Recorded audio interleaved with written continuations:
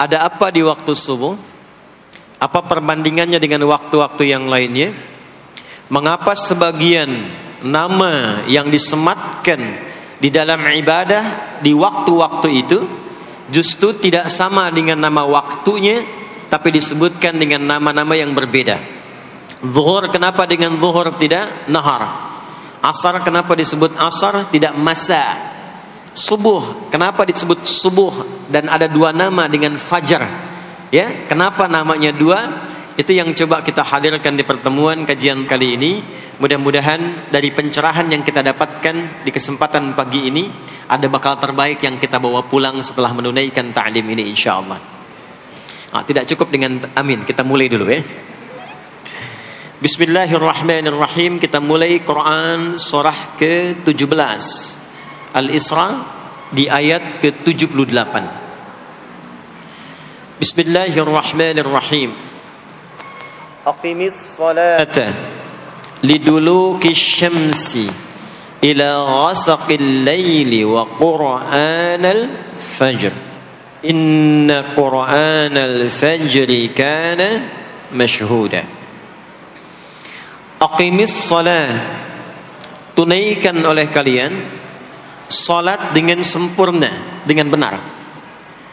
Penting dicatat, setiap ada perintah menunaikan salat dalam Al-Quran yang salatnya dimaknai sebagai ibadah formal, bukan bermakna doa biasa.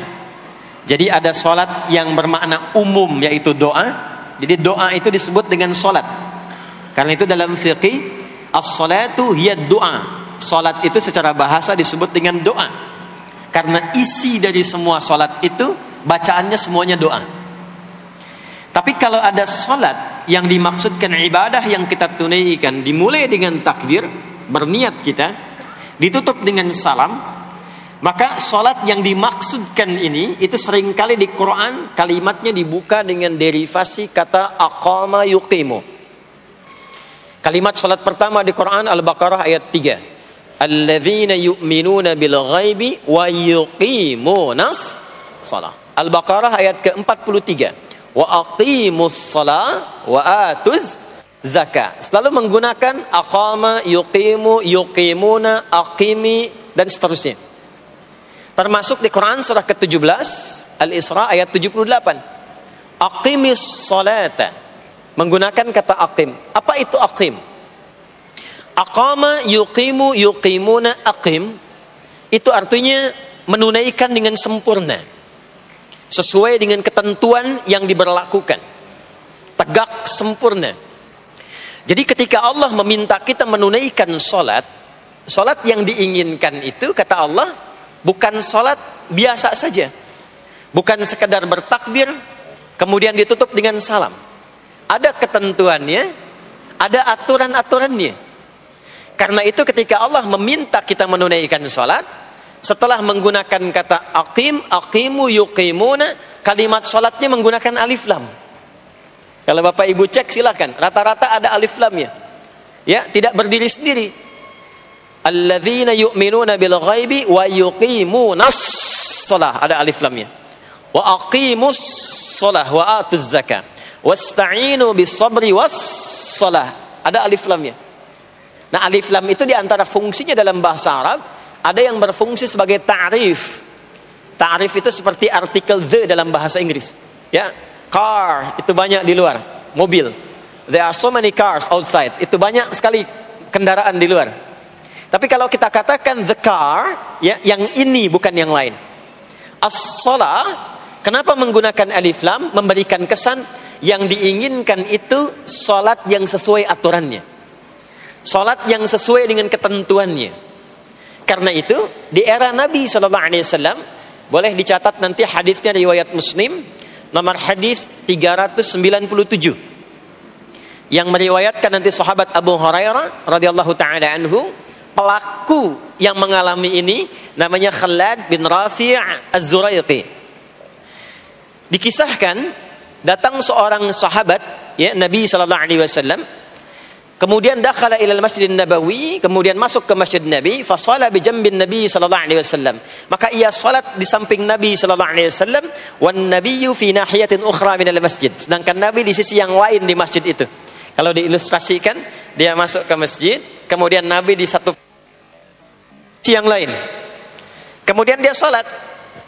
Kemudian ketika dia selesai, falamma sallama yaminan wa syamala, thumma atan nabiyya sallallahu alaihi wasallam. Ketika dia salam ke kanan dan ke kiri, lalu mendatangi Nabi sallallahu alaihi wasallam. Faqala, dia berkata, "Assalamu alayka ya Rasulullah." Ya, "Assalamu alayka ya Rasulullah." Kata Nabi, "Wa alaikassalam wa rahmatullah. Irji' shalli fa innaka lam tusalli." Kata Nabi, "Wa alaikassalam wa rahmatullah." Kamu salat lagi karena engkau belum salat. Padahal sudah salam. Fa'ada salatahu, kemudian dia mengulang salatnya. Thumma atan nabiyya, dia datang lagi ke Nabi sallallahu alaihi wasallam. Dia berkata, "Assalamu alayka ya Rasulullah." Dijawab dengan jawaban yang sama. Kata Nabi, "Wa alaikassalam wa rahmatullah. Irji' salli fa innaka lam tusalli." Kamu balik lagi salat karena engkau belum salat. Padahal sudah salam. Maka dia melakukan itu sampai 3 kali. Sampai dia berkata, "Ya Rasulullah, ma uhsinu ghairah." Ya Rasulullah, ini yang bisa saya kerjakan. Kalau ada yang kurang, alimni, mohon ajarkan saya bagaimana sholat yang sesuai aturan yang benar itu. Maka diajarkanlah oleh Nabi, bahkan sejak wudu. Idza qumta ila shalah. Kembali muncul kalimat tadi, aqama yuqimu. Kata Nabi, jika engkau sholatnya ingin sempurna, fa asbighil wudu, maka mulai dengan wudu yang sempurna. Maka biasanya orang kelihatan dari wudunya. Orang yang baik sholatnya itu mulai kelihatan dari sejak wudunya. Jadi kalau wudunya tidak sempurna, buru-buru, yang dibasuh tidak sempurna, itu pasti akan berdampak kepada sholatnya. Setelah itu, thumma istaqbil qiblah, lalu menghadap ke arah kiblat, lalu diajarkanlah oleh Nabi tata cara sholat mulai dari takbir sampai dengan selesai salam. Nah, sholat seperti ini, jika benar oleh kita diikuti, jadi fokus baik-baik di sini, benar-benar diikuti oleh kita, aturannya dari mulai wudu sampai dengan salam, maka Allah akan berkenan memberikan 5 kemuliaan yang dicurahkan pada seorang hamba saat di dunia. Jadi kalau pahala di akhirat, pahala sholat kita dapatnya di akhirat. Sekali menunaikan sholat dapat 10 poin. Itu ada di Quran surah ke-6 Al-An'am di ayat 160. Man jaa bil hasanati falahu asyru amthaliha. Siapa yang mengerjakan perbuatan hasanah, perbuatan baik yang punya nilai pahala, maka diberikan nilainya 10. Di dalam Al-Quran, sholat itu disebut dengan hasanah, perbuatan baik yang punya nilai pahala. Itu ada di Quran surah ke-11 Hud di ayat yang ke-114. Aqimis salata tarafayn nahar wa zulafan minal lail innal hasanati yudhibnas sayyiat. Tunaikan salat di pembuka siang sampai akhirnya, sampai ketemu malam. Jadi dari subuh, zuhur, asar, maghrib sampai ke isya. Semua salat itu kata Allah disebut dengan hasanat. Innal hasanat. Hasanat jamak dari hasanah. Jadi salat disebut dengan hasanah. Kalau kita menunaikan salat di Al-An'am ayat ke-160, maka diberikan poin. Poinnya namanya ajrun. Ya, kita sebut dengan pahala. Pahala itu bahasa Qur'annya ajrun.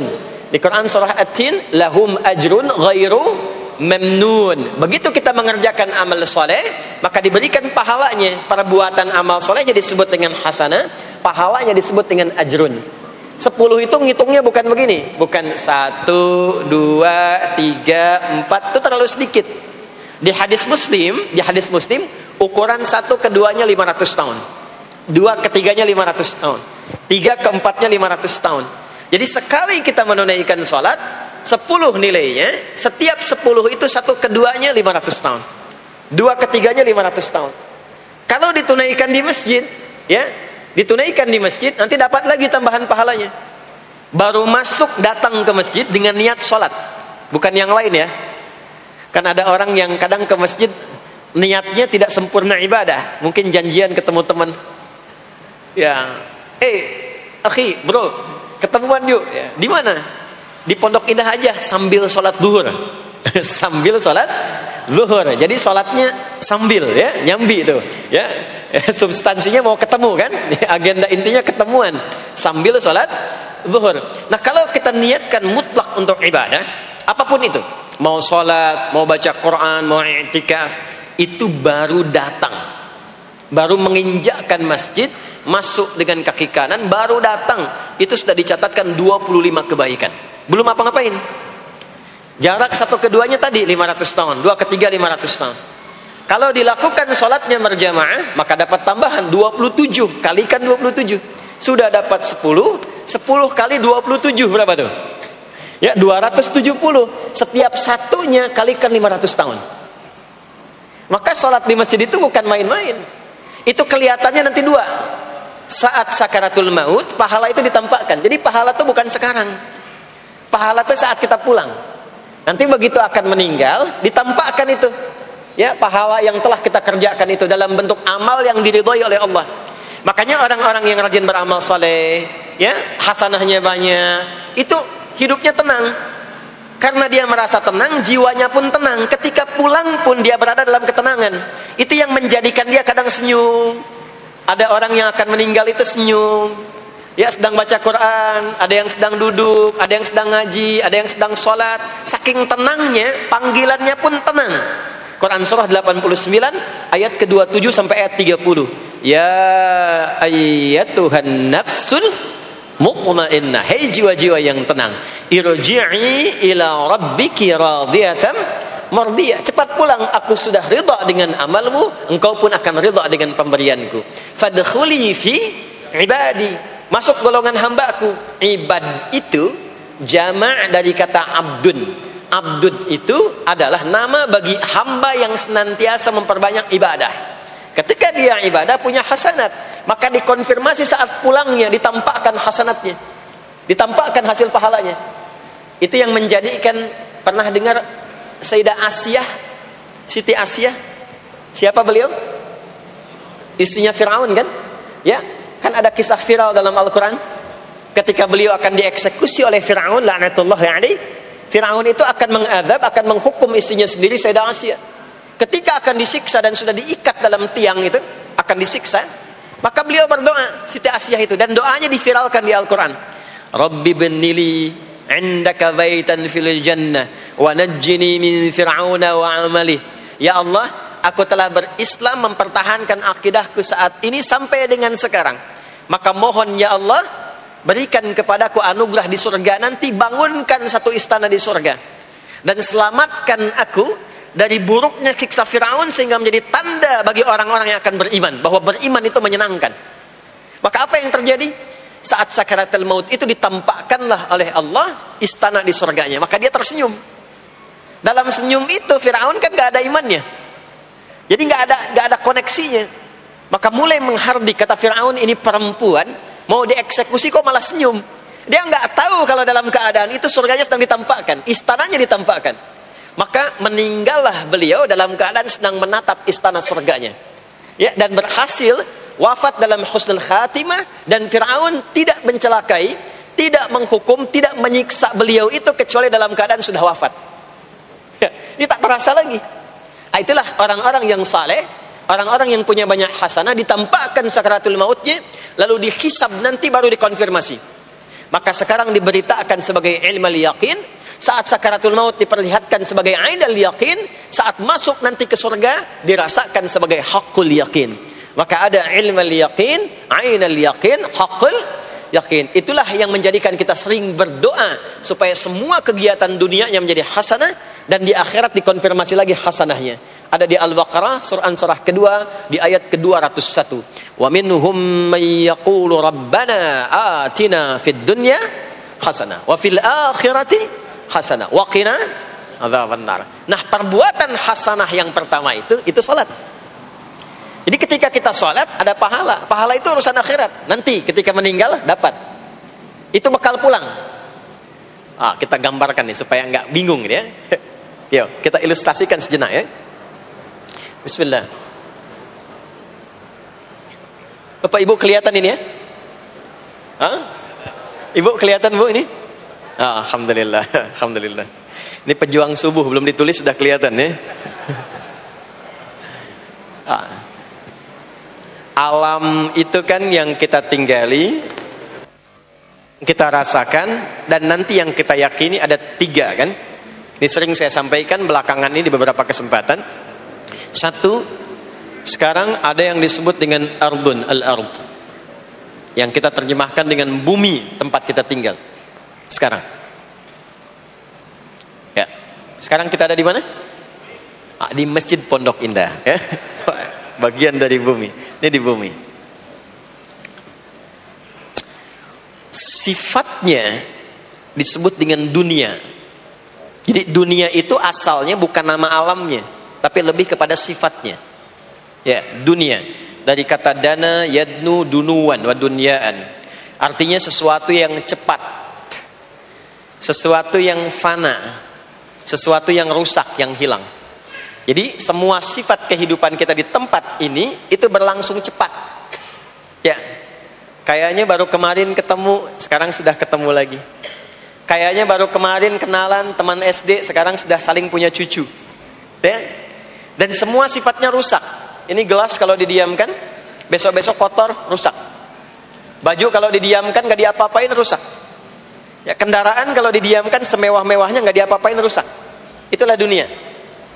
Kenapa diperkenalkan viral dunianya dibandingkan dengan bumi dan ardunnya? Untuk memberikan kesan yang kuat kepada jiwa kita. Hei, jangan sampai terjebak dengan kehidupan dunia yang sementara yang ditinggalkan. Jangan memperebutkan sesuatu yang rusak. Jangan berselisih pada sesuatu yang hilang. Ya, kan sekarang banyak orang aneh ya, memperebutkan sesuatu yang pada akhirnya yang diperebutkan itu rusak sendiri. Ya, memperebutkan sesuatu, berselisih pada sesuatu yang akan ditinggalkan, kan sama-sama meninggal. Untuk apa memperselisihkan sesuatu yang akan ditinggalkan? Kok bisa berantem, berselisih, saling mencela pada sesuatu yang sama-sama akan ditinggalkan? Itulah kenapa sering dipopulerkan dengan nama dunia. Dunia, ingat ya, kita tinggal di dunia ini. Maksudnya apa? Hei, hidupmu sementara. Hei, terkadang kita lupa bahwa itu akan berlangsung dengan cepat. Saat nanti meninggalkan tempat itu, ada tempat lain yang akan kita kunjungi. Setelah dunia apa? Belum ke akhirat. Ada waiting room dulu. Nah, sini ada waiting room. Tempat nunggu sementara sebelum nanti ke alam yang ketiga. Namanya disebut dengan kubur. Afala ya'lamu idza bu'thira ma fil kubur. Surah apa itu? Surah Al-Adiyat, surah ke-100 di ayat yang ke-9. Namanya kubur. Sifatnya disebut dengan barzakh. Ya, alamnya barzakh. Bainahuma barzakhul la yabghiyan. Barzakh itu pemisah. Bukan alam yang sesungguhnya berkehidupan, bukan. Sementara aja pemisah dari alam yang lain. Jadi sekat yang tak nampak sekatnya, tapi memisahkan dua yang berbeda, itu disebut barzakh. Bapak Ibu, kalau kita pernah lihat di lautan, atau orang diving, menyelam ke laut, atau kita lihat misalnya suka ada program di YouTube ya, tentang lautan itu, kan air yang tembus ke laut itu dari mana-mana kan, dari sungai menyatu.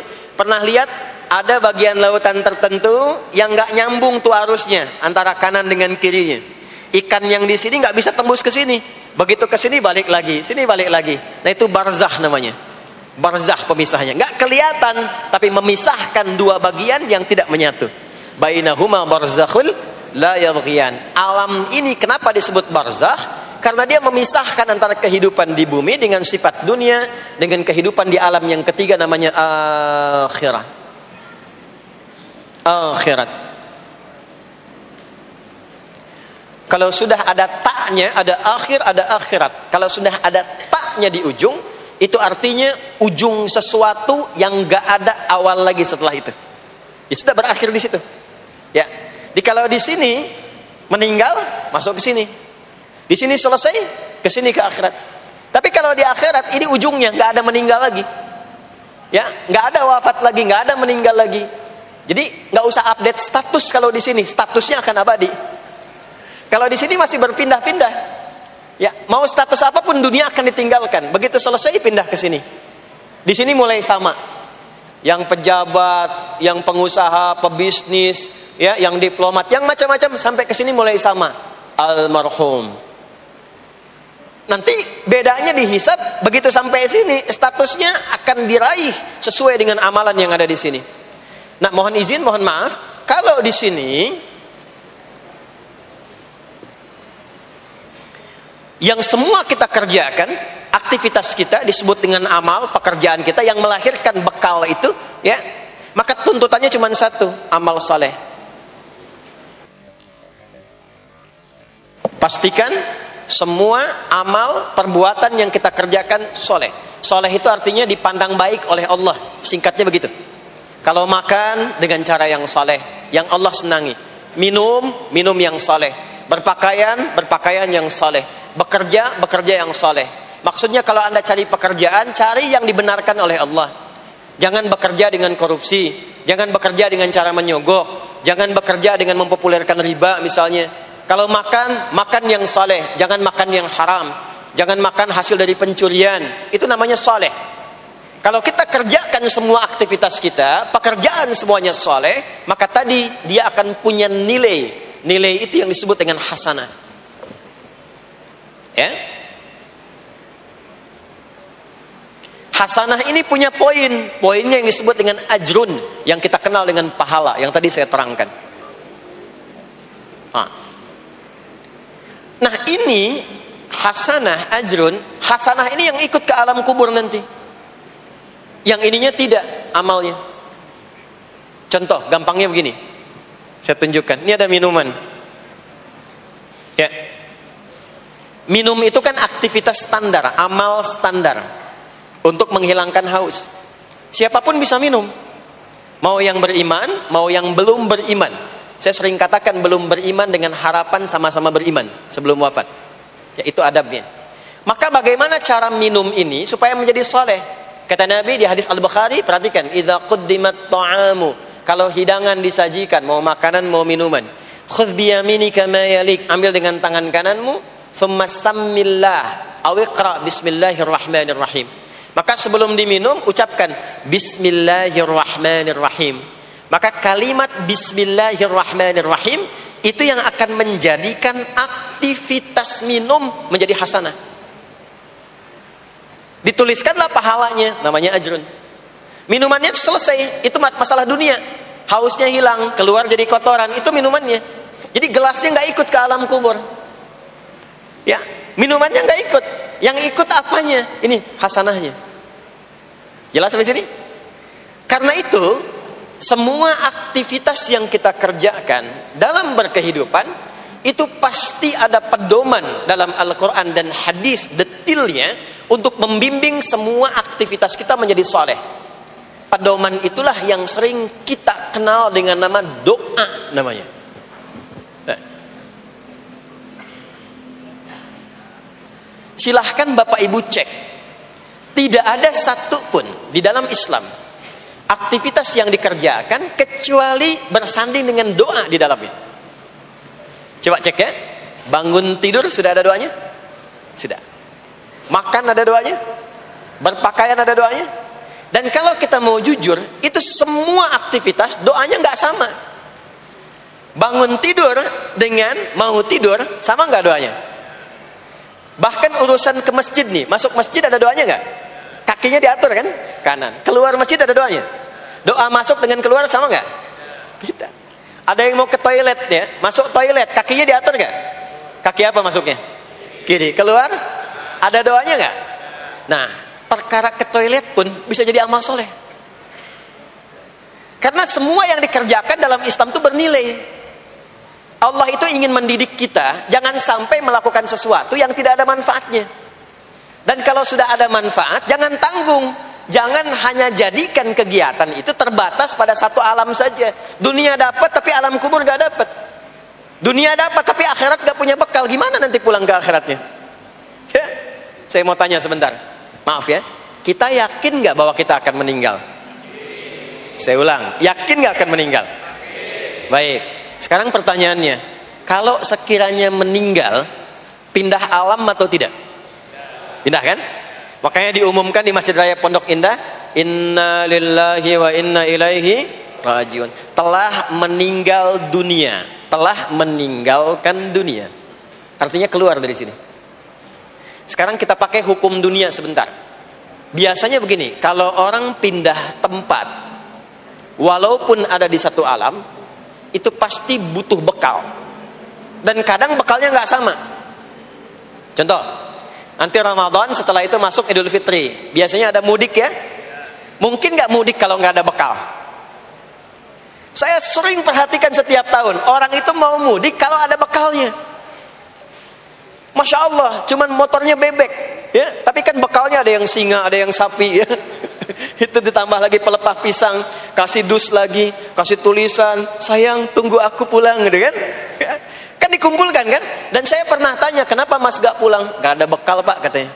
Jadi orang mau pindah tempat saja, itu perlu ada bekal. Anda kesini kalau nggak ada bekal nggak mungkin sampai. Sekarang kalau pindah dari Indonesia ke Singapura, sama nggak mata uangnya? Beda. Di Malaysia sama nggak? Semakin jauh ke Saudi, ke Amerika, hukumnya mengatakan setiap pindah tempat pasti bekalnya beda. Jangan pernah kita mengharapkan atau membuat hukum sendiri ketika pindah tempat. Jadi sesama dunia saja tempatnya, bekalnya sudah beda.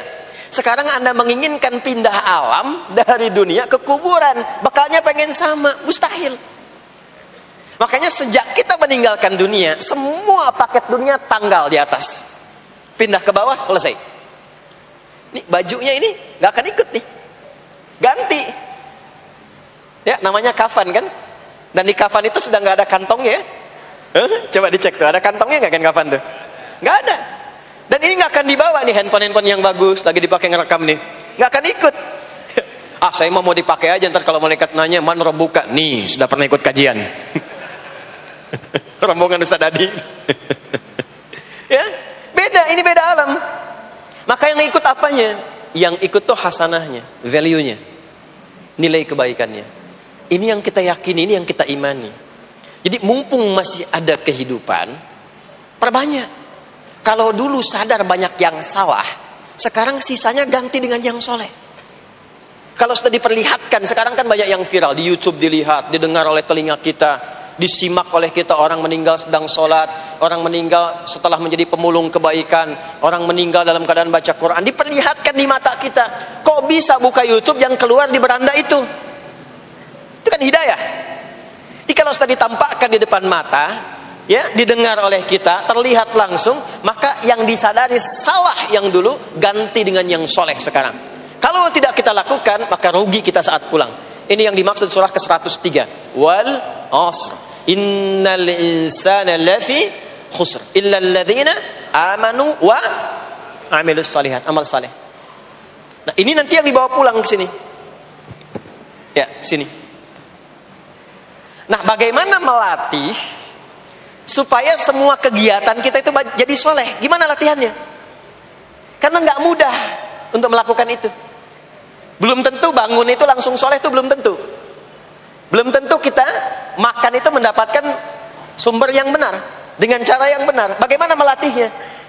Maka Allah berikan kepada kita waktu-waktu khusus untuk berlatih diri tersambung dengan Allah, yang dengan ketersambungan itu akan menjaga kita di semua keadaan, baik berdiri, jalan, duduk, kerja di kantor, tidur, rebahan. Sekarang banyak kaum rebahaners. Ya, tiduran, itu dipastikan kalau tersambung dengan Allah, terkoneksi, semuanya soleh. Karena kalau ingat, ya saya duduk ingat Allah. Kalau ingat di pekerjaan ingat Allah, mustahil kita bisa menuliskan sesuatu yang Allah tidak sukai. Tambahin nolnya, ya, bikin paraf, tanda tangan pada proyek yang tidak benar, mustahil. Karena ketika sedang tanda tangan ingat Allah. Ya.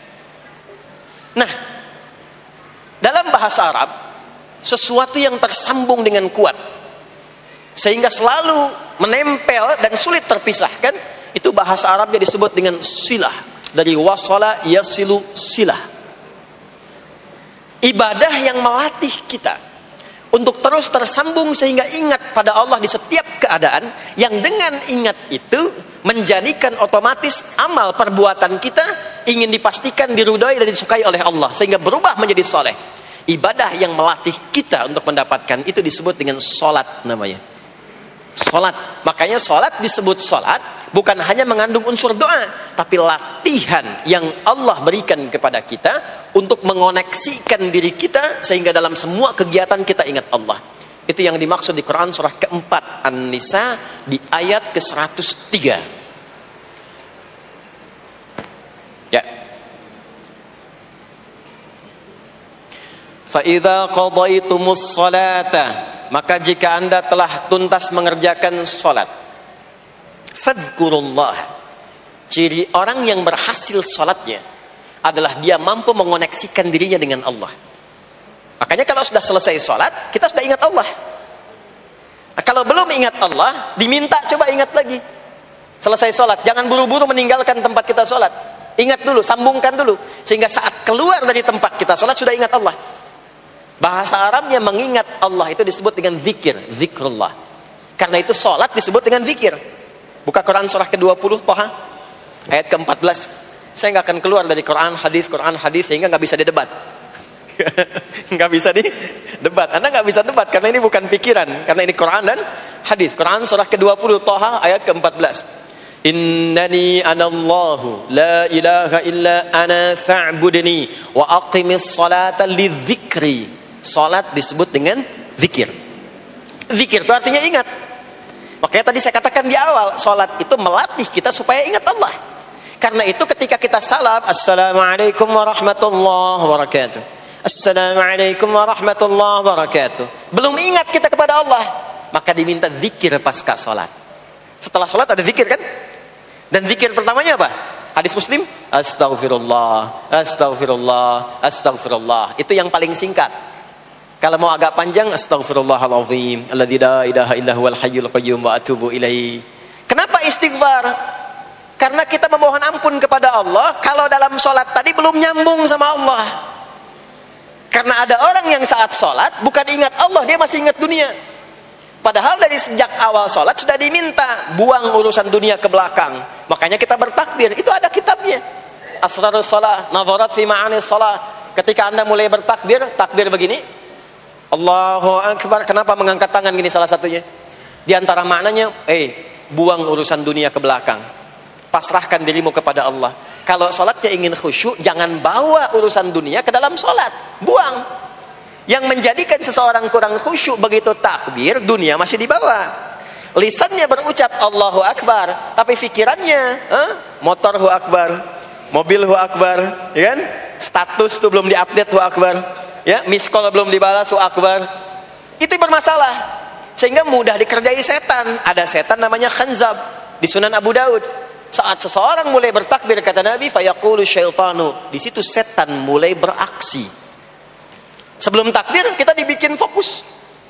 Anda silahkan praktekkan. Kalau mau sholat rasanya fokus. Tapi mulai bertakbir Allahu Akbar, setan mulai beraksi kata Nabi. Udhkur kata, udhkur kata. Ingat ini, ingat itu.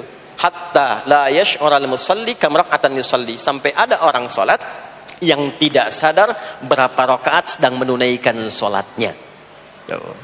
Subuh berapa rakaat tadi? 2 diucapkan, tapi ketika dipraktekkan ada yang 3. Ada yang 1. Ya, ada yang begitu. Ada tapi di hati saya gitu ya. Ah ini. Makanya setelah kita salat, salam, assalamualaikum, assalamualaikum, itu kita mencoba menyempurnakan dengan apa? Istighfar dulu. Kalau tadi ada yang belum tersambung.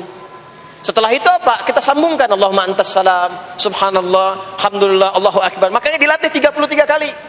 Sekali belum nyambung, 2 kali. 2 kali belum nyambung, 3 kali. 3 kali belum ingat, 4 kali. Masa iya sih sampai 33 kali belum ingat juga? Bapak nama siapa? Joni. Siapa Pak? Joni. Siapa Pak? Joni. Siapa Pak? Apa enggak dengar saya Joni? Itu baru 3 kali. Ini kita 33 kali menyebutkan subhanallah. Masa enggak nyambung juga? Alhamdulillah 33 kali. Masa enggak syukur juga? Dilatih. Kalau sudah terkoneksi, inilah dia. Fadhkurullaha qiyama. Bangun dari salat, bangkit. Selesai salat, mau kerja, mau kemanapun, ingat Allah. Jadi nggak ada istilahnya keluar masjid tertukar sendal, tuh nggak ada. Ada di sini yang tertukar sendal? Banyak. Insya Allah tidak ya. Kalau ingat Allah tuh nggak mungkin tertukar. Jadi begitu Anda akan menggunakan, yang punya orang lain sadar tuh. Astagfirullah, Allah mengawasi. Bukan punya saya walaupun mirip. Ya, walaupun mirip. Ya, pakai yang punya kita, itu akan diarahkan. Tapi kalau nggak ingat ada yang mengawasi, nggak ingat ada yang lihat, nggak ingat akan dihisab. Mana ya tadi? Oh, ini dia, masya Allah, lupa saya. Pakai masya Allah lah gitu. Dia pakai yang paling bagus tuh. Pulang dia, padahal dia ke masjid tuh nggak pakai sendal. Pekerjaan juga begitu, nggak akan sembarangan ngambil yang bukan haknya. Kerjakan proyek yang tidak benar. Demi Allah, kalau di Indonesia ini muslimnya benar semua sholatnya, makmur. Wah, para polisi itu tenang tugasnya gitu. Ya, tentara juga nyaman. Di pekerjaan tuh nggak usah ada CCTV, ya, nggak usah ada e-tilang, nggak usah ada kamera di jalan, gitu kan? Ini karena kenapa?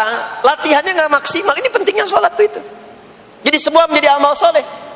Semua jadi amal soleh. Begitu ingat Allah, maka berdiri ingat Allah, jalan ingat Allah, duduk ingat Allah, berbaring pun ingat Allah. Kalau sudah ingat Allah, pasti disebut nama Allah. Ini yang dimaksud hadis Nabi. Qala Rasulullah sallallahu alaihi wasallam, kullu amrin dhi balin la yubda'u fihi bi bismillahirrahmanirrahim fahuwa abtar. Setiap perbuatan yang baik yang dibenarkan oleh hati setiap hamba, lalu diikutkan bismillahirrahmanirrahim. Enggak mungkin orang nyebut bismillahirrahmanirrahim kalau enggak ingat Allah. Minum, bismillahirrahmanirrahim. Makan, bismillahirrahmanirrahim. Bekerja, bismillahirrahmanirrahim. Itu ketika dikerjakan langsung jadi hasanah. 10 poin. Ada pahalanya. Dan jangan dianggap ringan ya. Ini kalimat ringan tapi menentukan saat pulang, saat meninggal nanti. Nah, kalau nggak disebutkan bismillahirrahmanirrahim atau tidak bacakan doa yang menyertainya, maka jadi dunia saja, solehnya hilang, tinggal amalnya.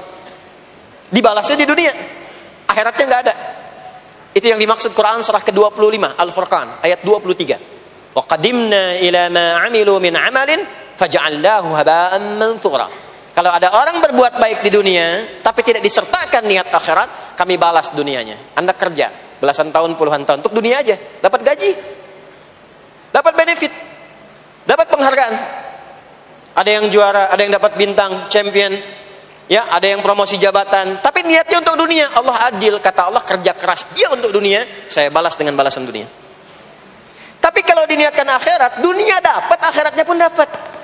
Kan kerjanya sama, etosnya sama, di tempat yang sama. Kita niatkan akhirat, gak ada ruginya. Begitu meninggal, dapat. Beruntungnya dan bersyukurnya kita sebagai muslim, kita itu lengkap informasinya. Urusan kubur ada informasinya, akhirat ada informasinya.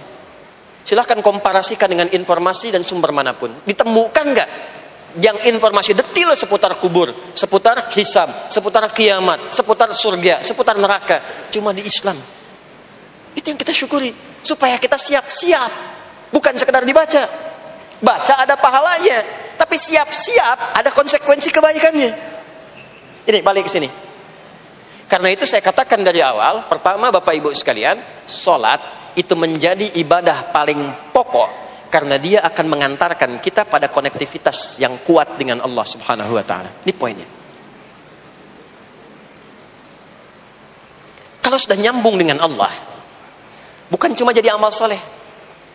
Orang-orang yang tersambung dengan Allah di semua aktivitas kehidupannya, maka akan mendapat jaminan langsung dari Allah Subhanahu wa taala yang memudahkan semua urusan hidupnya. Mudah sukses, mudah bahagia, mudah tenang. Semua kemudahan yang kita raih dalam konteks kebahagiaan, ketenangan, kesuksesan itu kalau digabungkan semua maknanya, berubah katanya menjadi falah. Apa namanya? Falah. Falah itu bahagia, sukses, nyaman. Kalau dibuka kamus English Arabic misalnya, falah itu bahasa Inggrisnya success and happiness. Bukan cuma bahagia, bahagia dan sukses. Bukan cuma sukses, karena ada orang sukses belum tentu bahagia. Saya sering tanya yang ini nih, dan biasanya para ibu yang juara menjawabnya itu. Ya, pilih mana? Kaya tapi gelisah, atau miskin tapi tenang? Miskin tapi tenang. Sukses tapi gelisah, ya, atau miskin tapi tenang?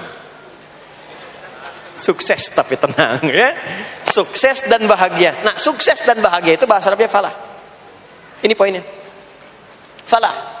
Nah, sekarang coba kita dengar baik-baik. Cek telinganya masih ada nggak tuh?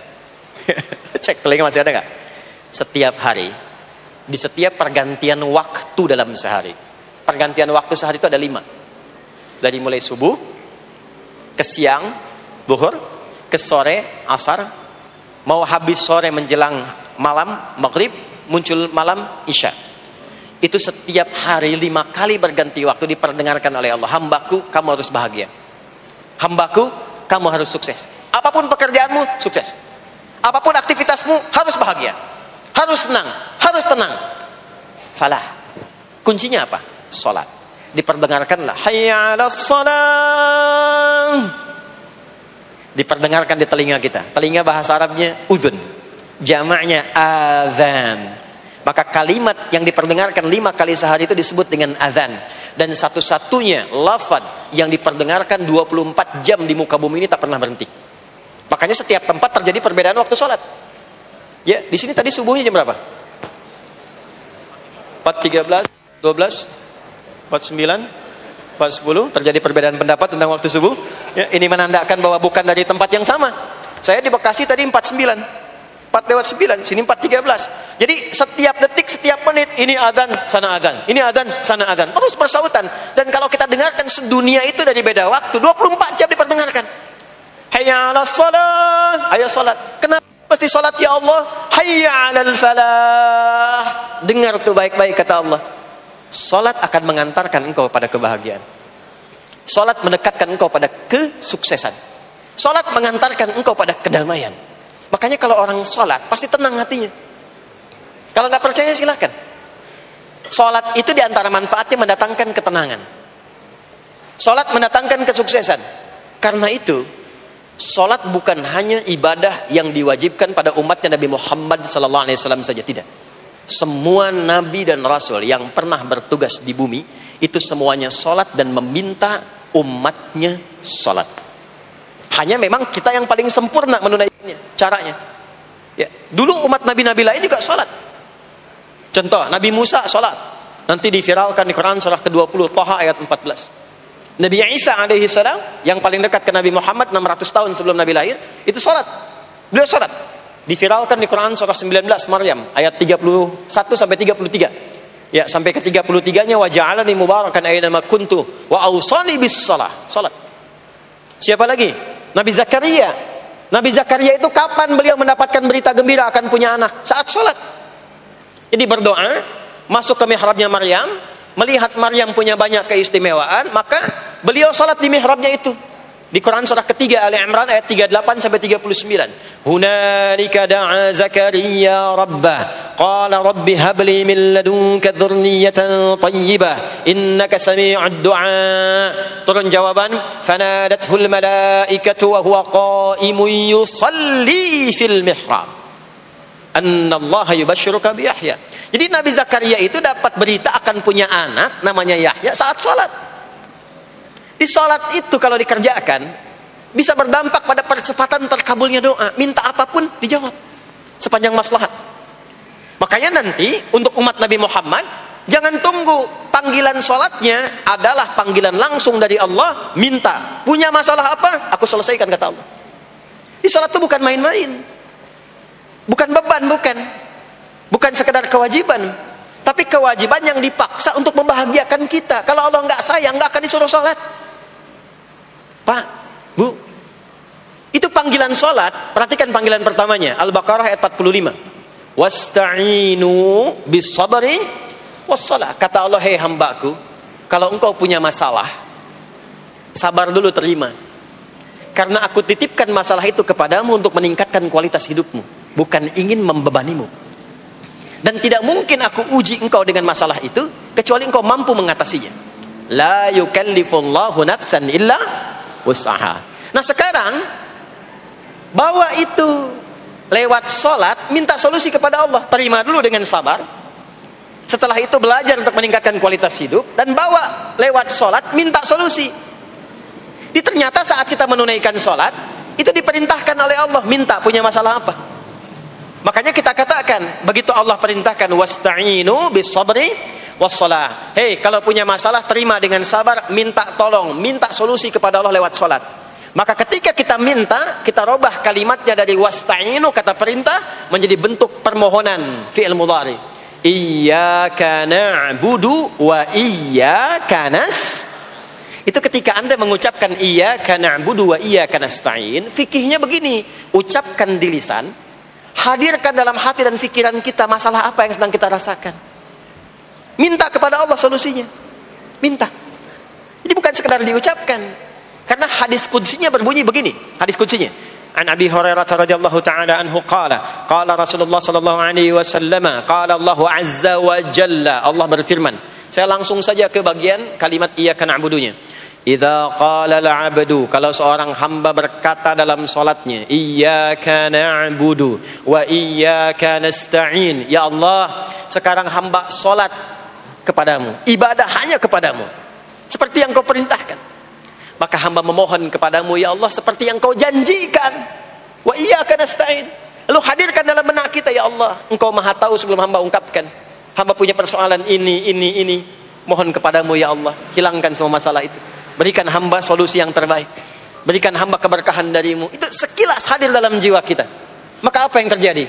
Qala Allah azza wa jalla, dijawab kalimatnya itu, hadza baini wa baina 'abdi wa li 'abdi ma sa'al. Ini perjanjian antara aku dengan hambaku. Kalau hambaku benar sholatnya sampai kalimat ini, apapun yang dia mintakan sekarang, aku akan kabulkan. Sepanjang itu ada maslahat untuk dirinya. Dicontohkan itu oleh Nabi Zakaria. Beliau itu minta saat berdiri, Pak, bukan saat sujud. Dimulai dari berdiri. Nanti akumulasinya saat sujud. Itu berdiri aja, kalau benar mintanya dikabulkan. Tidak menunggu selesai sholat. Dan ada fikihnya, nggak sembarangan, ada fikihnya nanti. Ada fikihnya. Ya, ada tuntunannya. Poinnya adalah sholat itu solusi. Makanya jangankan Nabi yang tadi saya sebutkan, Nabi Ismail itu saking pentingnya sholat, wasiat beliau yang diviralkan di Al-Quran untuk semua keluarganya sholat. Ada di Quran surah 19 Maryam ayat 55. Wa kana ya'muru ahlahu bis salah. Kata Allah, dan tercatat Ismail itu pernah berwasiat meminta semua keluarganya, hei, sholat. Jadi kalau kita mau urut sampai ke atas, semua sholat. Muhammad sallallahu alaihi wasallam bin Abdullah bin Abdul Muttalib bin Hashim bin Abdul Manaf bin Qusay bin Murrah bin Kilab bin Ka'ab bin Ghalib bin Fikir bin Malik bin Nadar bin Kinana bin Khuzaimah bin Mudrikah bin Ilyas bin Nizar bin Mudar bin Ma'ad bin Adnan bin Addi bin Adri bin Muqawwam bin Nahur bin Tarikh bin Ya'rub bin Yasjub bin Nabit bin Ismail alaihi salam bin Ibrahim alaihi salam bin Azar atau bin Nahur bin Abir bin Kinan bin Arfakhshad bin Sam bin Nuh alaihi salam bin Mikhlail Matusyalah bin Kinan bin Anwas bin Thith bin Adam alaihi salam. Semua salat. Coba ulangi itu. Semua salat. Para nabi salat, para rasul salat. Anda bukan nabi, bukan rasul, nggak mau sholat dan pengen mudah hidupnya, pengen masuk surga Firdaus lagi, Anda sehat. Jadi ini pentingnya sholat itu bukan cuma kewajiban, tapi diwajibkan, dipaksa dengan wajib itu supaya bahagia, supaya falah. Makanya kalau ada panggilan azan, cara memahaminya ini falah. Oh, ini solusi saya di sini nih, kebahagiaan saya ada di sini, kesuksesan saya ada di sini.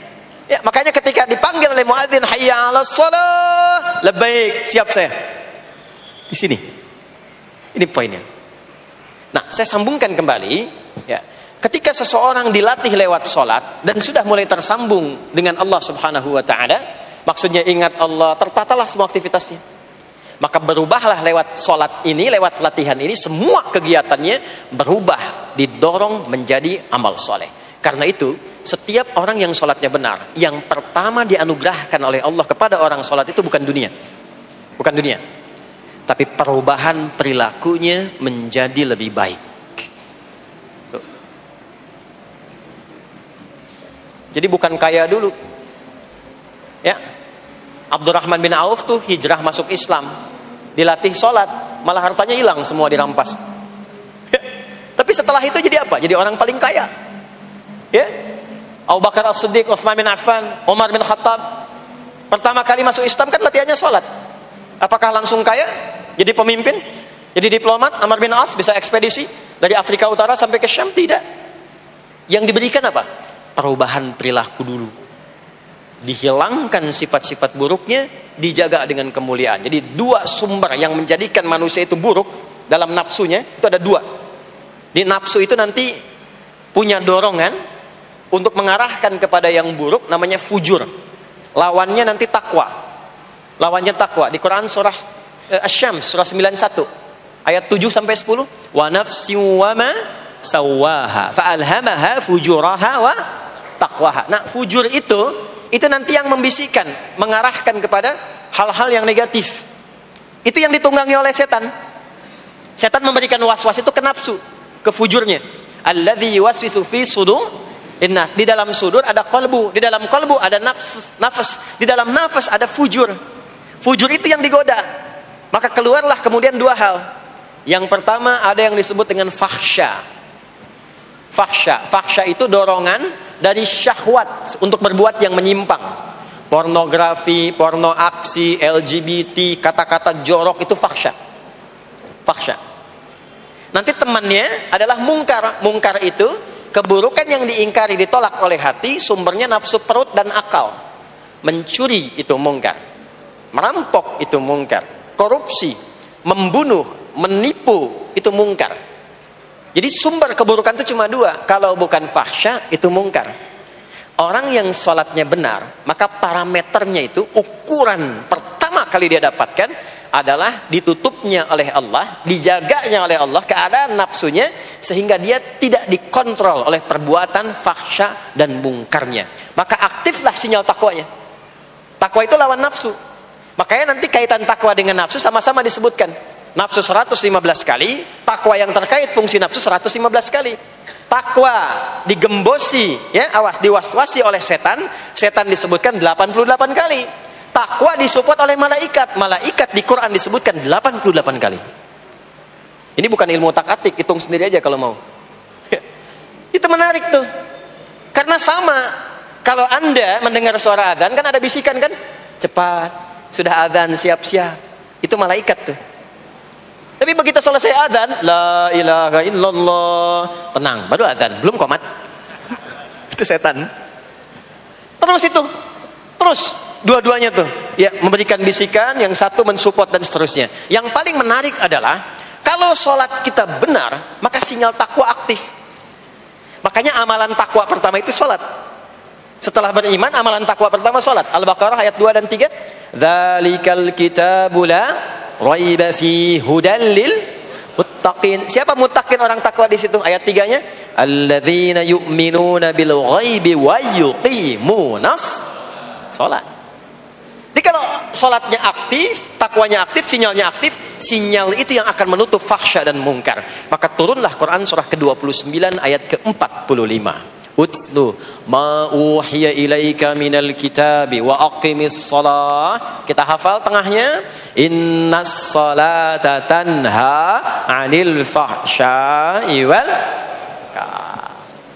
Maka kalau orang sholat tidak akan berbuat fahsya, tidak ada lagi yang melambai laki-laki. Allah, ini ada laki-laki yang laki-laki, perempuan-perempuan. Nggak ada lagi tontonan-tontonan pornografi, yang jorok-jorok, yang kotor-kotor. Nggak ada lagi kata-kata kotor di lisan itu, karena lisannya dilatih untuk mengucapkan yang baik-baik. Allah, sami Allahu liman hamidah, subhanallah, alhamdulillah, Allahu akbar. Makanya pasca sholat itu berubah. Maaf ya, Allah tidak memberikan kepada Nabi Muhammad SAW tongkatnya Nabi Musa, mukjizatnya Nabi Isa, apalagi Nabi Ibrahim dan selainnya. Tapi Allah turunkan Al-Quran kepada Nabi Muhammad SAW, lalu dipraktekkan Quran itu pertama lewat sholat. Anda tahu apa yang terjadi? Nabi Muhammad itu diutus oleh Allah dalam lingkup masyarakat yang sangat terbelakang dan hatam kriminal. Jadi kriminalnya bukan dikerjakan, hatam. Dan nyaris tidak kenal kebaikan, makanya disebut dengan jahiliyah. Kalau Bapak Ibu tanya di zaman Nabi, ya maaf, ada pezina?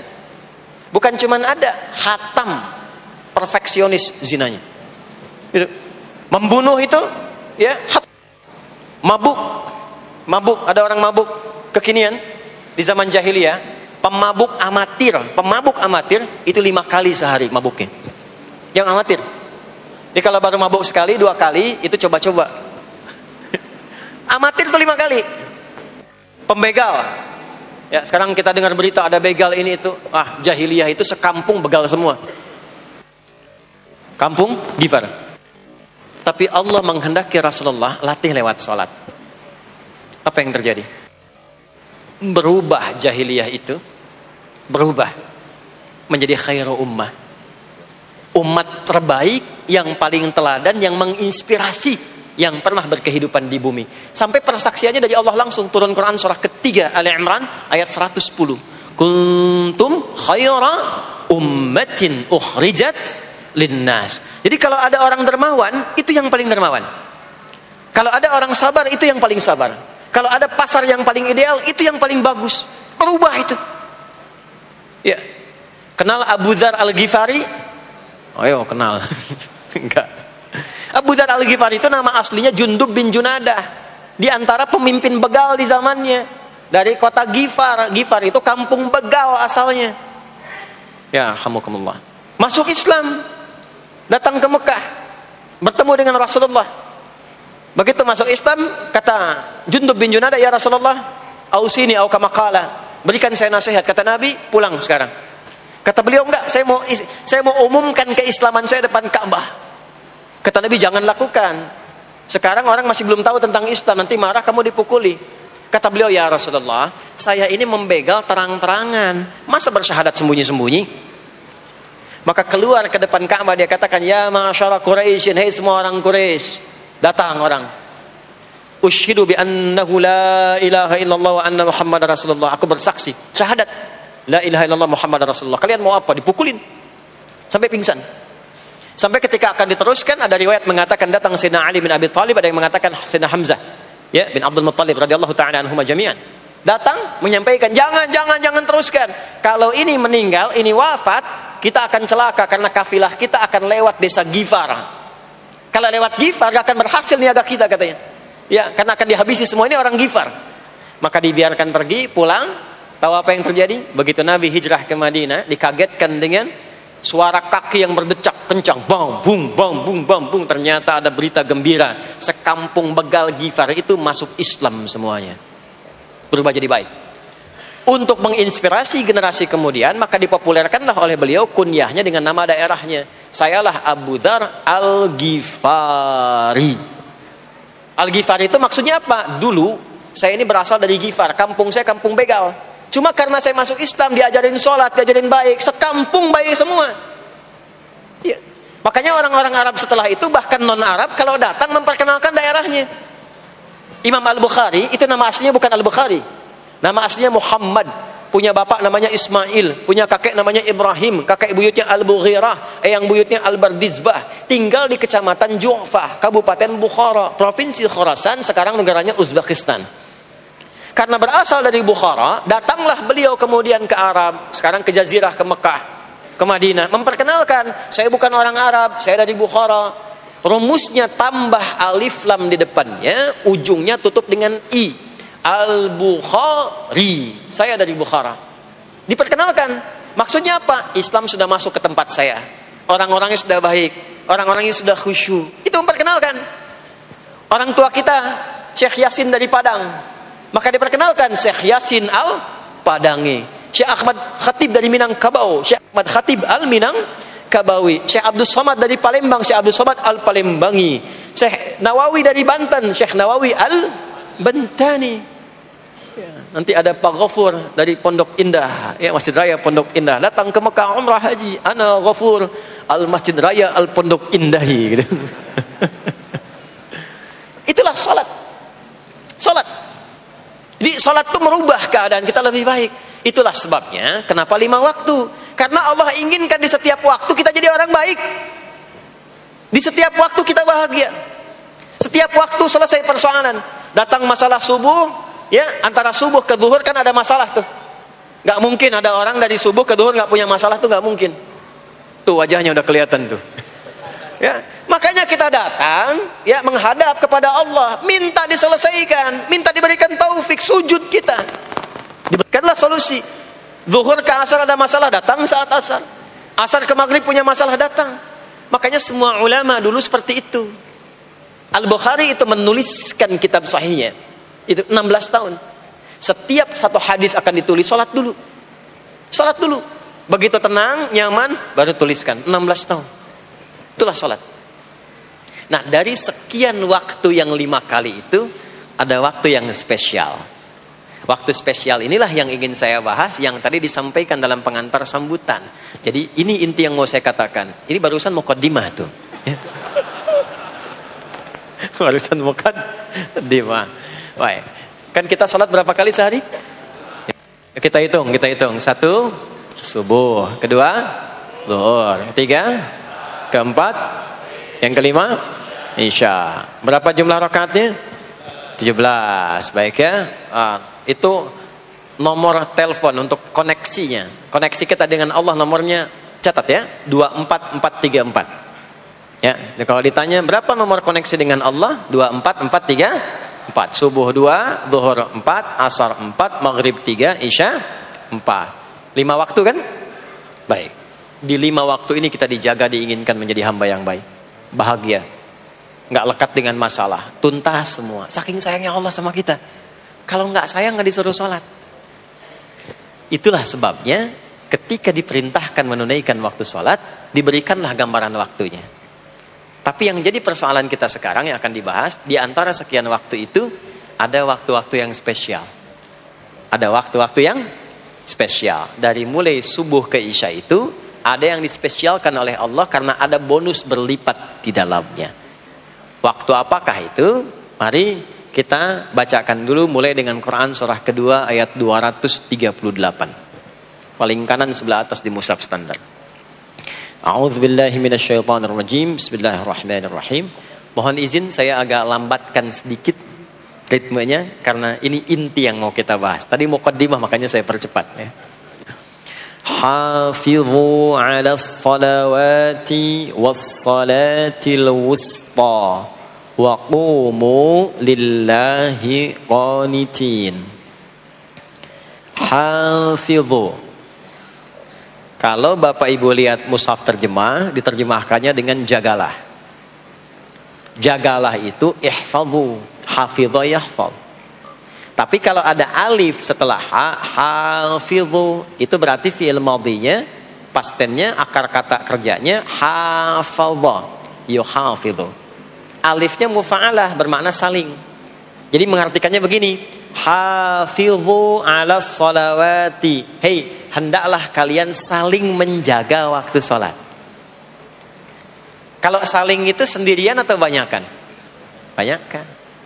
Jadi kalau bapak di rumah ada 5 orang, bapak, ibu, dan 3 orang anak, maka jangan sholat sendirian pak.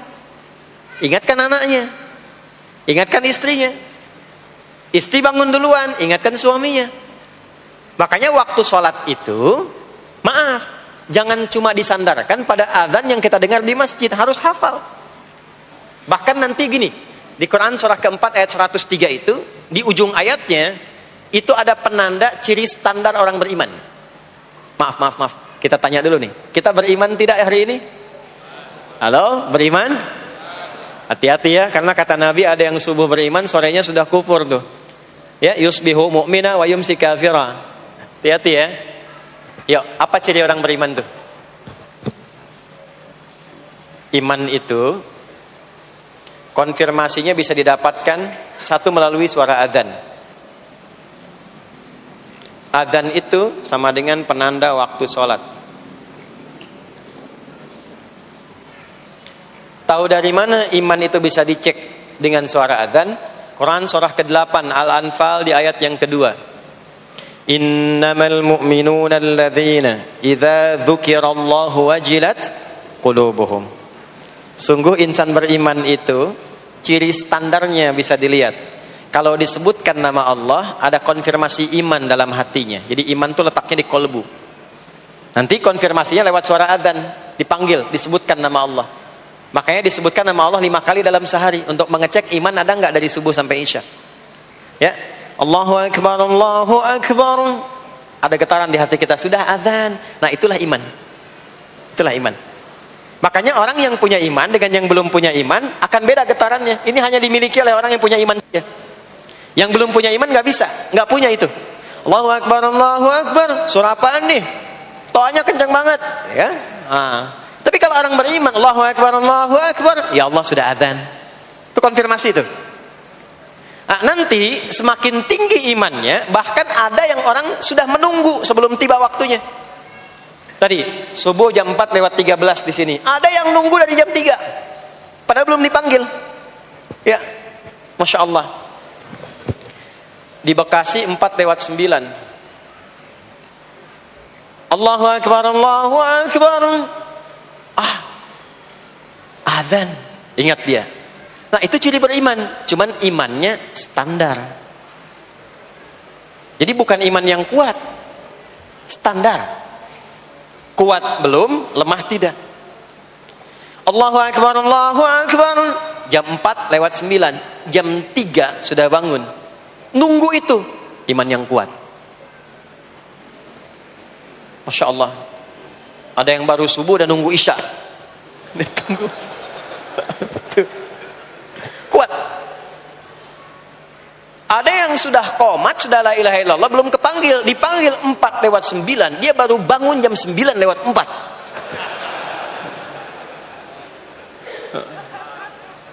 Tuh. Nah, ini iman lemah. Di bawah. Ciri standar, karena dipanggil ingat, maka ciri standar orang beriman itu tahu waktu sholat. Harus tahu Pak, Bu. Itu standarnya. Itu ada di Quran surah keempat, di akhir ayat 103. Inna salata kanat 'alal mu'minina kitaban mawquta. Kalau pakai terjemah balaghah itu bunyinya begini, sungguh orang beriman itu pasti tahu waktu sholat. Nah, jadi kalau ditanya jam berapa zuhur nanti belum bisa kita jawab dengan sempurna, itu artinya apa? Imannya belum naik itu ke level standar, belum menguat. Ya, ini poinnya. Nanti kapan waktu sholat itu tiba? Kalau ada yang belum ingat, jangan dibiarkan tidak ingat. Makanya kata Al-Quran, saling menjaga ya waktu sholat itu. Jangan sampai di keluargamu, ada temanmu, kolegamu, bahkan tetanggamu itu nggak tahu waktu sholat. Bahkan nggak sholat, itu bahaya. Kalau memang sayang sama anak, ingatkan. Sayang istri dengan suami, ingatkan. Tanda istri beriman yang cinta dengan suaminya, tanda pertamanya ketika mengingatkan suaminya pada semua hal yang disukai oleh Allah. Begitu sebaliknya.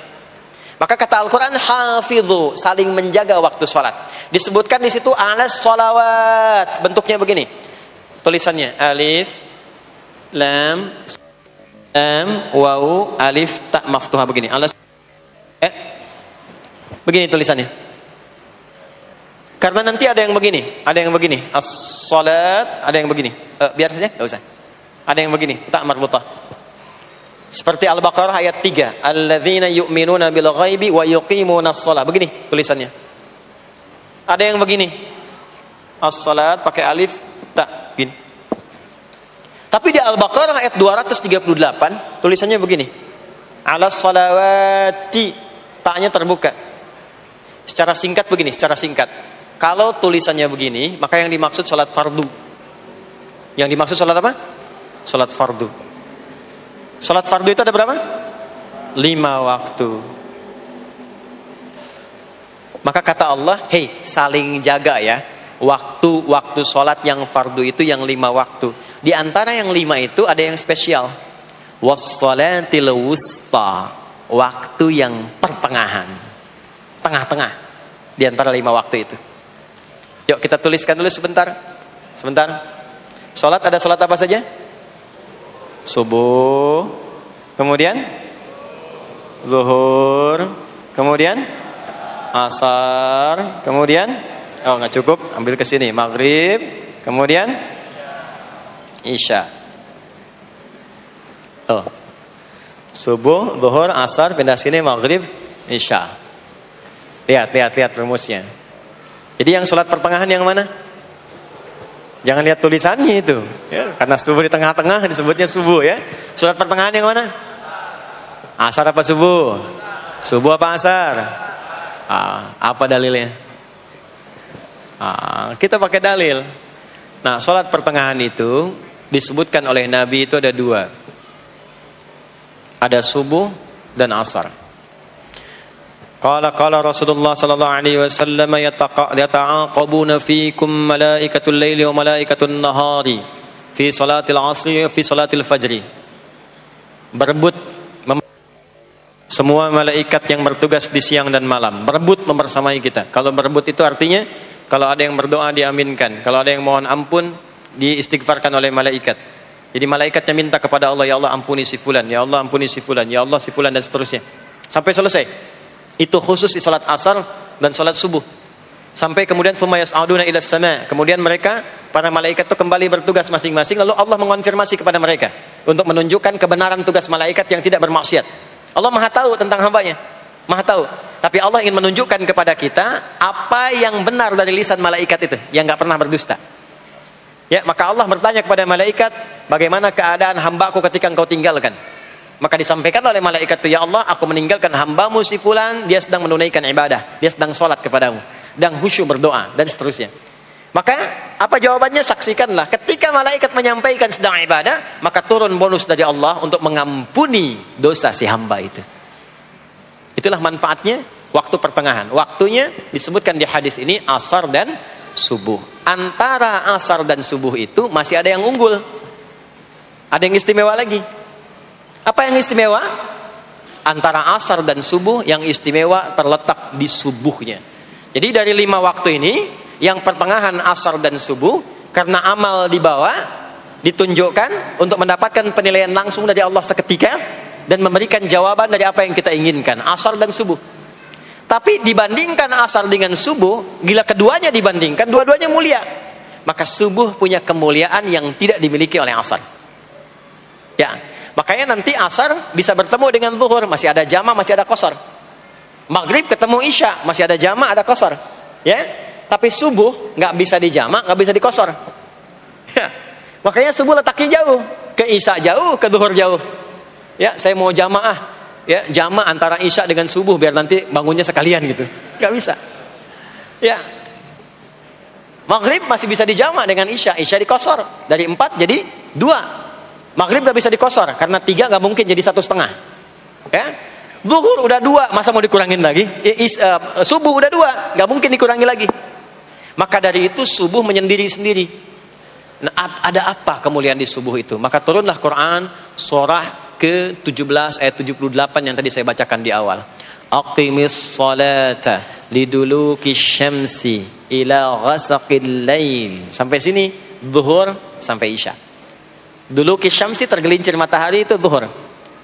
Sampai ghasaqil lail tiba malam itu isya.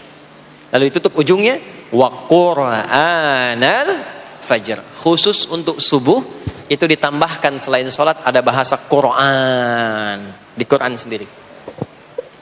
Khusus untuk subuh redaksinya ditambahkan dengan Quran. Apa itu Quran? Halo, apa itu Quran? Kalau tidak tahu cepat katakan wallahu a'lam. Apa itu Quran? Wallahu a'lam. Ada Quran, ada Al-Quran. Ada Quran, ada Al-Quran. Kalau yang disebut Al-Quran itu mutlak firman Allah. Dari mulai Al-Fatihah sampai An-Nas. Ini yang terdapat di dalam mushaf ini, di 2 jilid ini. Ya, itu Al-Quran. Kalau disebutkan Quran tanpa alif lam, maka yang dimaksudkan bacaan secara umum. Apakah itu Al-Quran, doa, istighfar, semua bacaan itu Quran.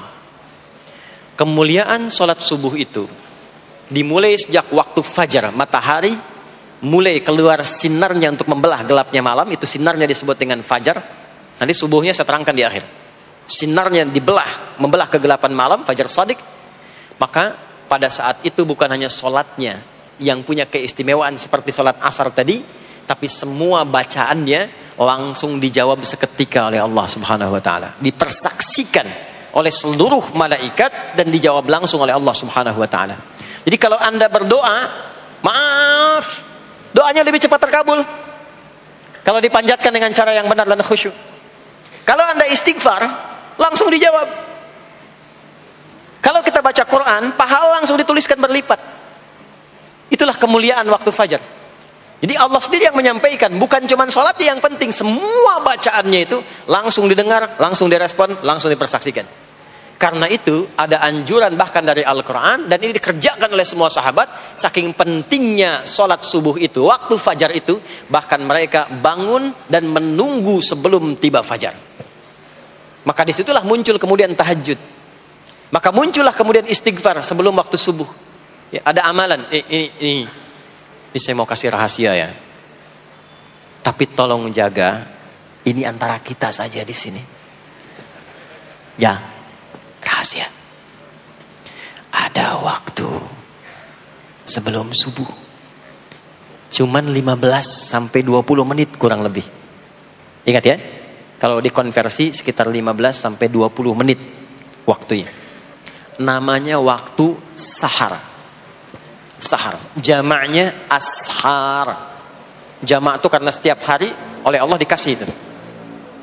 Sahar, jamaknya ashar. Rahasianya di mana? Bapak Ibu, ini waktu yang paling cepat untuk terkabulnya doa. Anda mau minta apa saja, hadisnya qudsi.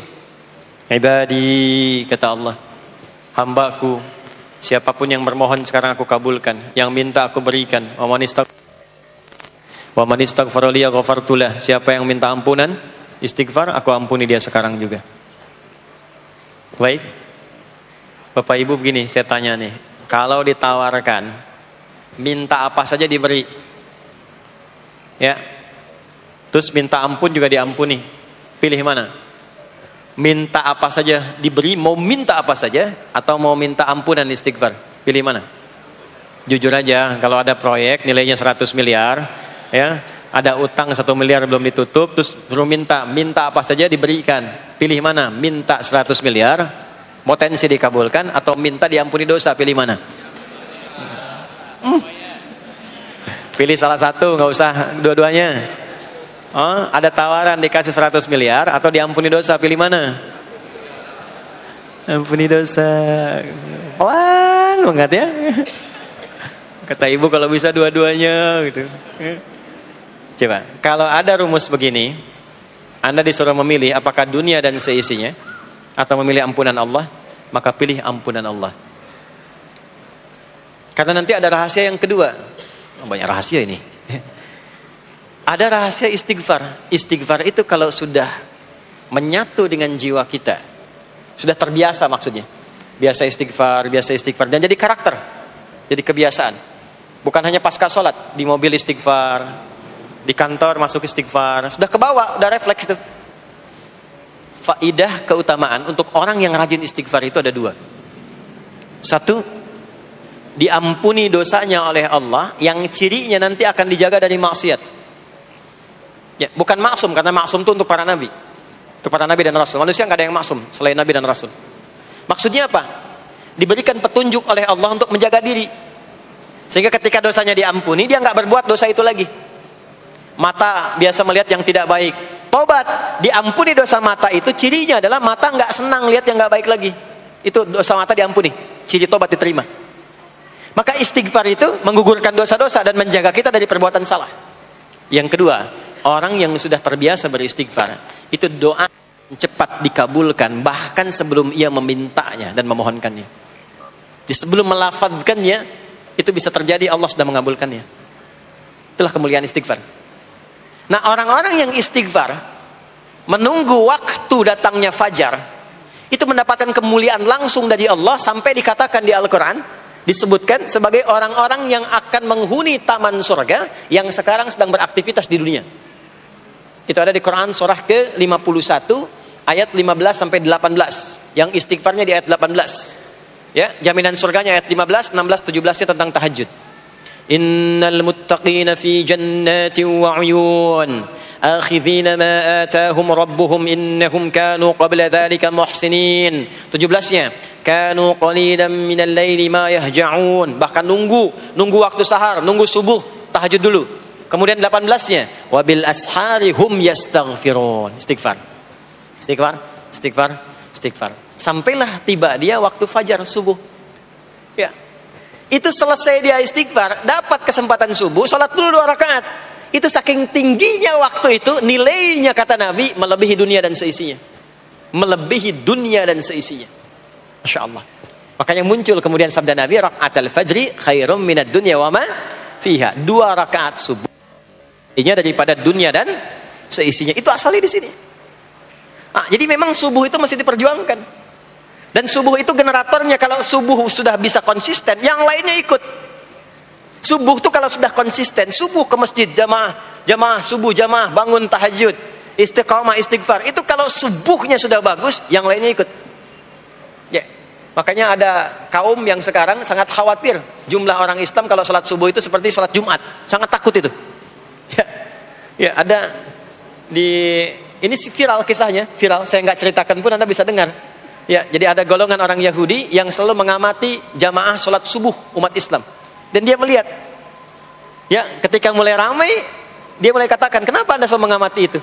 Ya, sebab kami lihat kalau jumlah jamaah subuhnya sudah seperti sholat Jumat, itulah kemakmuran, kebangkitan dan kebaikan umat Islam akan tumbuh kembali. Jadi akan berpengaruh kepada yang lainnya. Itulah mudah-mudahan kegiatan perjuangan subuh, ya, ada pejuang subuh baik di Masjid Raya Pondok Indah, di masjid-masjid yang lainnya, memberikan keberkahan kepada kita, dan puncaknya adalah perubahan pada perilaku. Jadi kalau cuma berjuang datang subuh tapi tidak merubah perilaku, ada yang salah dengan itu semua. Ada yang tidak tepat, ada yang belum sempurna. Itu yang bisa kita sampaikan sebagai kajian pembuka kita di kesempatan kali ini. Mudah-mudahan ada manfaat yang bisa kita dapatkan. Kesimpulannya adalah salat adalah inti amalan kita yang bisa merubah alur kehidupan kita dunia dan akhirat. Salat kunci kebahagiaan, salat kunci kesuksesan, salat kunci datangnya rahmat Allah Subhanahu wa taala. 2, Allah meminta kita menunaikan salat 5 kali dalam sehari untuk memudahkan semua urusan kita di setiap waktu dalam sehari itu. Dan yang ketiga, di antara sekian 5 waktu itu ada waktu-waktu yang istimewa, yaitu asar. Dan yang paling istimewa adalah subuh ataupun fajar. Mudah-mudahan kita bisa konsisten menunaikan dan menjaga waktu salat itu sampai kita pulang kepada Allah dalam keadaan husnul khatimah. Sementara itu yang disampaikan. Baik, mudah-mudahan ada keberkahan dari apa yang telah disampaikan. Pasti apa yang saya sampaikan pasti ada salah. Pasti ada yang kurang tepat. Pasti ada yang keliru disampaikan. Mohon diingatkan supaya saya koreksi. Tinggalkan yang salahnya, ambil yang benar, yang baik, yang kira-kira bisa diamalkan. Jauhi hal-hal yang bisa menjauhkan kita dari Allah. Dan semoga kita semua diwafatkan dalam keadaan husnul khatimah insyaAllah. Allahumma taqabbal minna innaka antas sami'ul alim wa tub 'alaina innaka antat tawwabur rahim. Allahumma nahmaduka hamdan syakirin kama 'allamtana an nahmadak wa nashkuruka syukran kama 'allamtana an nashkurak antal muqaddim antal muakhir biyadikal khair innaka 'ala kulli syai'in qadir. Allahumma ij'al jam'ana hadza jam'an marhuma wa tafarruqana min ba'dihi tafarruqan ma'suma. Ya Allah, jadikan pengajian kami pagi di siang hari ini pengajian yang Kau berkahi, dan bila pun kami berpisah, jadikan perpisahan kami mengantarkan pada kemuliaan yang lebih baik di sisimu. Rabbana la tada' lana fi maqamina hadza dhanban illa ghafartah. Ya Allah, jika ada pendosa hadir di majlis ini, jangan biarkan ia pulang kecuali Engkau telah ampuni segala dosa-dosanya. Wala hamman illa farajtah. Jika ada yang tengah merasakan kegelisahan, jangan biarkan ia pulang kecuali Engkau telah tenangkan keadaan hatinya. Wala asiran illa yassartah. Jika ada yang tengah mengalami kesulitan dalam kehidupannya, di rumah tangganya atau pekerjaannya, maka mohon dengan keikhlasannya angkat dan hilangkan semua kesulitannya. Rabbana atina fid dunya hasanah wa fil akhirati hasanah wa qina adzabannar. Wa sallallahu ala sayyidina Muhammad wa ala alihi wa sahbihi ajma'in. Wa akhiru da'wana subhanakallahumma wa bihamdika nashhadu an la ilaha illa anta nastaghfiruka wa natubu ilaik. Walhamdulillahi rabbil alamin. Mohon izin, mohon sekali berikan saya akses untuk mudah keluar. Saya mencintai Anda semua, barangkali tanpa harus bersalaman pun saya mendoakan Anda semuanya, karena memang ada waktu yang harus saya kejar. Terima kasih, saya mencintai Anda semua. Assalamualaikum warahmatullahi wabarakatuh.